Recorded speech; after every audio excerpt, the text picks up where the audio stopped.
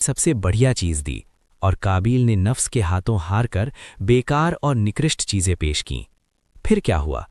आसमान से आग उतरी और हाबील की कुर्बानी वो दुम्बा जलाकर राख कर दी। ये निशानी थी कि अल्लाह ने उसकी कुर्बानी कबूल किया है। लेकिन काबिल की सब्जियों और अनाज को कुछ नहीं हुआ, वो वहीं पड़े रहे, ठंडे बेजान। अल्लाह ने उन्हें कबूल नहीं किया। अब फैसला साफ था, हाबील का निकाह इकलीमा से ही होगा। लेकिन काबिल ये तौहीन, ये शिकस्त बर्दाश्त नहीं कर सका। उसके दिल में आग लग गई, हसद की आग। वो गुस्से से कांपता हुआ बोला, तू इकलीमा को छोड़ दे, वरना मैं तेरा कत्ल कर दूंगा। हाबील ने सुकून से, ईमान के नूर से जवाब दिया, मैं अल्लाह और उसके रसूल के हुक्म पर कायम रहूंगा। तू मुझे डराकर धमकाकर मेरे रास्ते से हटा नहीं सकता। ये सुनकर काबिल के दिल में तूफान मच गया। उसकी आंखों में खून उतर आया और उसने अपने भाई को कत्ल करने की ठान ली। इधर हज़रत आदम और बीबी हव्वा अलैहिस्सलाम काबा की ज़ियारत के लिए मक्का की तरफ रवाना हुए थे और उधर काबिल को मिला मौका। शैतान ने देखा कि अब इंसान के दिल में फिर से जगह बन सकती है। वो काबिल के सामने एक राहगीर के रूप में आया। काबिल ने देखा वो राहगीर एक सांप को रास्ता काटते देखता है, फिर एक भारी पत्थर उठाकर उसके सर पर दे मारता है। सांप छटपटाता है और मर जाता है। राहगीर चला गया, लेकिन काबिल का शैतानी दिमाग जाग उठा। उसने सोचा, यही तरीका है, यही रास्ता। फिर वो अपने भाई हाबील की तलाश में निकला। थोड़ी दूर जाकर उसने देखा हाबील भेड़ों के झुंड के पास एक कोने में सो रहा है। धीरे धीरे, बहुत धीरे वो एक भारी पत्थर उठाकर पास पहुंचा और अचानक उसने पत्थर से हाबील के सर पर मारा। हाबील चीख उठा, लेकिन फिर काबिल ने दूसरा वार किया और सब कुछ खामोश हो गया। धरती पर पहला इंसान, पहला खून बहाया गया।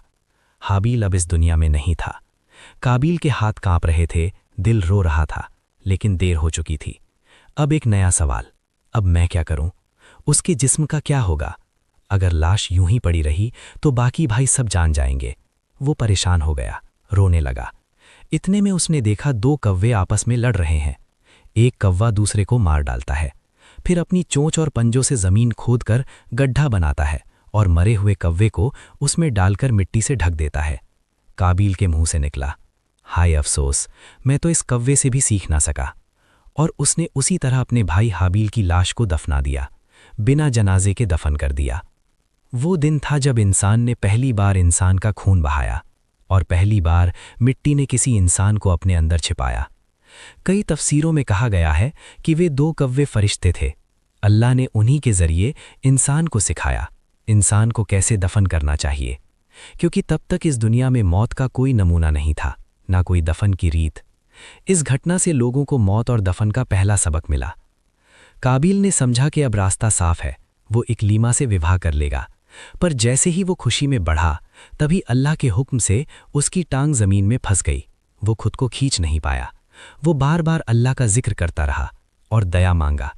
अल्लाह का फैसला आया, ए पापी, जिसने अपने खून के रिश्ते को काटा, उसकी सज़ा होगी कि जिंदा ही ज़मीन में दबा दिया जाए। ज़मीन ने उसे छोड़ना बंद कर दिया। वो चीखा, दया की भीख मांगी और फिर उसने वही कलमा पढ़ी जिसका असर हज़रत आदम पर हुआ, ला इलाहा इल्लल्लाह मुहम्मदुर रसूलुल्लाह।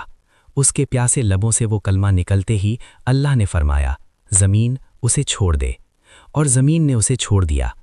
काबिल ने सोचा कि अब वो बरी हो गया है, पर उसकी नीयत अब भी कुरूप थी। वो इकलीमा के पास पहुंचकर गुस्ताखी करने लगा और फिर अल्लाह ने उसे जुदा जुदा सज़ाओं के हवाले कर दिया। उसे एक वीराने में निर्वासित किया गया और वहां एक फरिश्ते को हुक्म दिया गया कि उसे बार बार पत्थर से आघात पहुंचाकर दंड दिया जाए।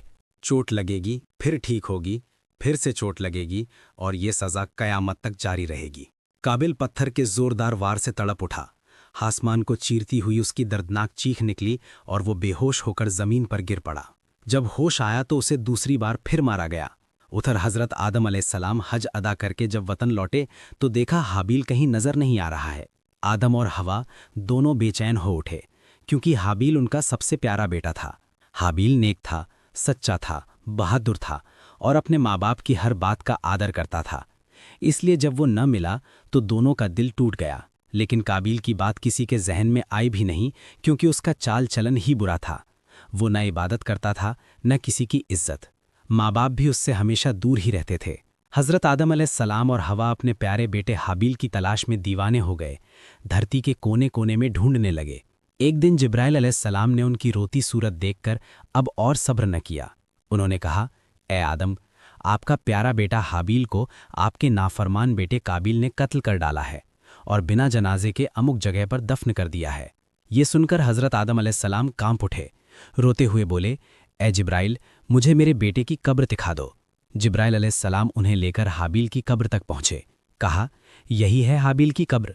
आदम और हवा दोनों ने पहले उसका जनाजा पढ़ा, फिर कब्र के पास बैठकर बहुत देर तक रोते रहे, यहाँ तक कि दर्द से बेहाल होकर आदम अलैहिस्सलाम ने कब्र खोदकर हाबील के जिस्म को निकाल लिया और एक संदूक बक्से में रखकर घर ले आए।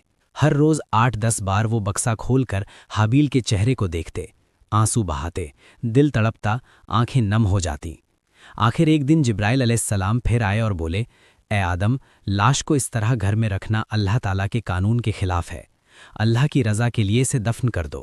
तब आदम अलैहिस्सलाम ने अपने तमाम बेटों को बुलाया, जनाजा दोबारा पढ़ा और अपने घर के एक कोने में हाबील को दफन कर दिया।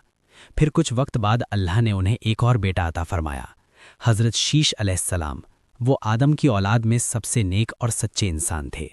अल्लाह ने उन्हें नबूवत दी थी। हाबील की जगह शीश आदम के दिल में बस गए। वो हमेशा अपने बूढ़े वालिद की खिदमत में रहते।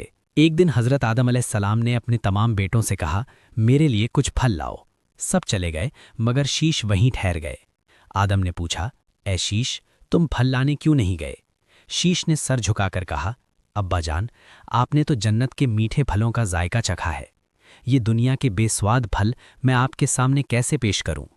अगर आप चाहें तो अल्लाह से दुआ करें, वो आपको जन्नती फल अता करेगा। हज़रत आदम अलैहिस्सलाम ने शीश की बात सुनकर बड़ी नरमी से फरमाया, ए मेरे प्यारे बेटे, मैं तो उस वक्त अल्लाह ताला के हुक्म की खिलाफ वर्जी करके गलती किया था।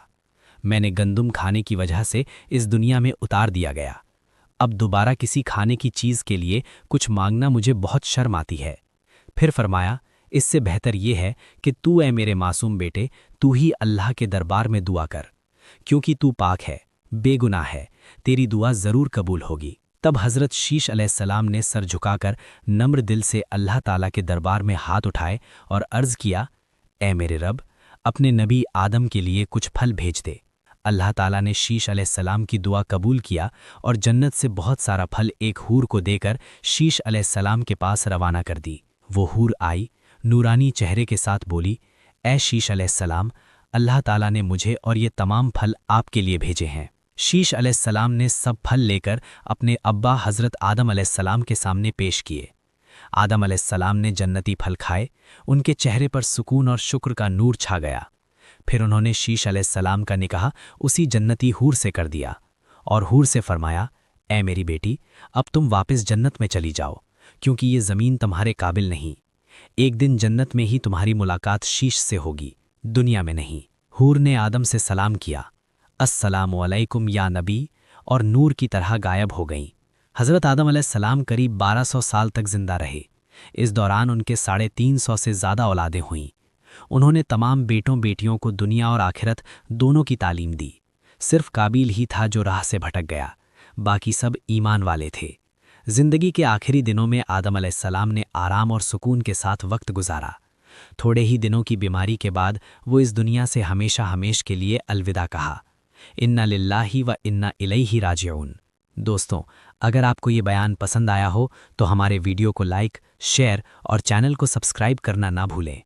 अल्लाह रब्बुल इज़्ज़त से दुआ है कि हम सब उम्मत मुस्लिमा को शैतान की फितनों और शर से हिफाजत फरमाए।